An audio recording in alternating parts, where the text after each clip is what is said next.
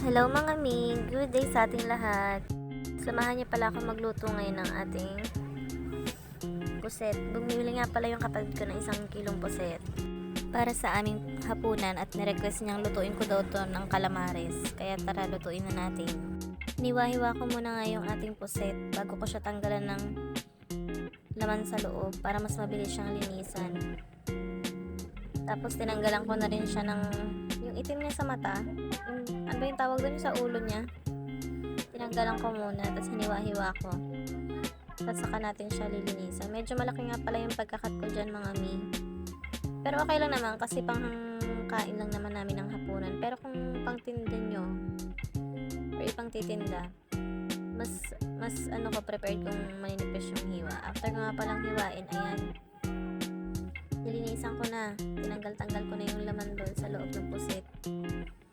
Tapos sinugasan natin yan ng mabuti hanggang sa maging clear na yung tubig. Tsaka matanggal na yung mga dumi-dumi niya. Kaya malinis na siya, din-drain na natin. Tapos nilagyan ko na siya ng asin, paminta, at saka konting seasoning lang.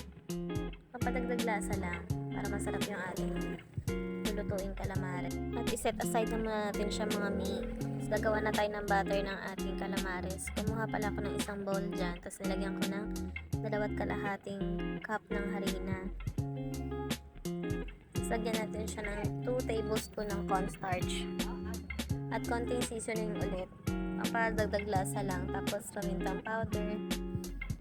At saka 1.5 teaspoon ng asin. Tapos mix-mix lang natin. Tapos lagyan natin siya ng tubig. Di bali, tansya-tansya lang yung gagawin natin paglagay ng tubig mga mi. Yung tamang lapot lang ng ating butter. Tapos lagyan natin siya ng 1 pirasong itlog. Tapos haluin ulit natin.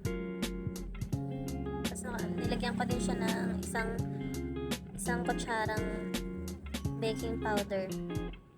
After no, nagpainit na ako ng kawali. Tapos ito, naglagay tayo ng harina sa isang plato. Tapos yung ginawa natin mixture ng butter kanina.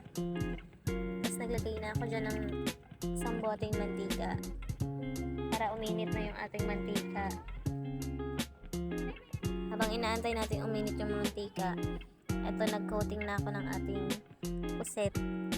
Nilagay ko dyan sa harina, tapos nilagay natin dun sa ginawa nating butter kanina. Kailangan natin talaga siyang i-coat sa harina para kumapit yung ginawa nating butter mga mi. After nun, ilagay na natin yung puset dito sa mantika para maprito na siya. Bale, habang niluluto ko pala, natatakam na ako agad mga mi. Kasi masarap talaga tong calamares. Lalo na kapag may kapartner na sausawang suka, the best talaga.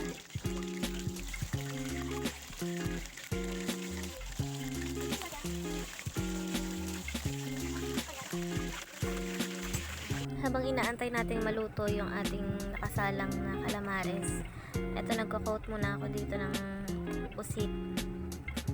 Tapos after natin siyang mabaliktad ng ilang minuto, pwede na nating hanguin yan. Kasi mahirap din kapag na-overcook yung ating pusit, para na siyang goma. Ang hirap niyang ngatain.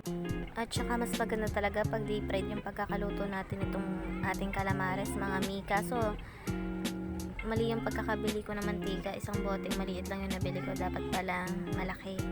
Pero okay na rin yan. Naluto naman siya ng maayos kahit hindi siya gaanong deep fried.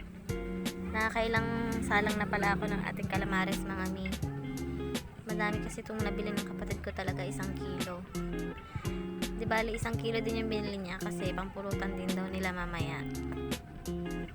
Yan, after ilang minuto, ibabalik rin na naman natin siya para hindi siya mag-aanong ma-overcook or masunog. Habang naantay na nga natin maluto yung ating calamares, tara't gumawa muna tayo ng ating sausawan.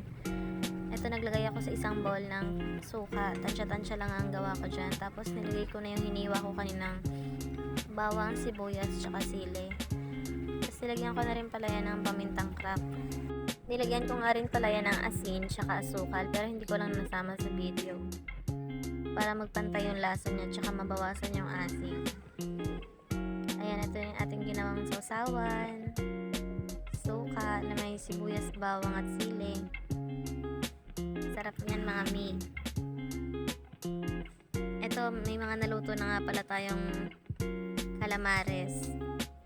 Siyempre, titikman natin yan. At ipaparinig ko sa inyo kung gaano kalutong yung ating nalutong calamares. Medyo maingay nga lang mga mi kaya hindi nyo gaanong maririnig. Pero malutong yan, promise.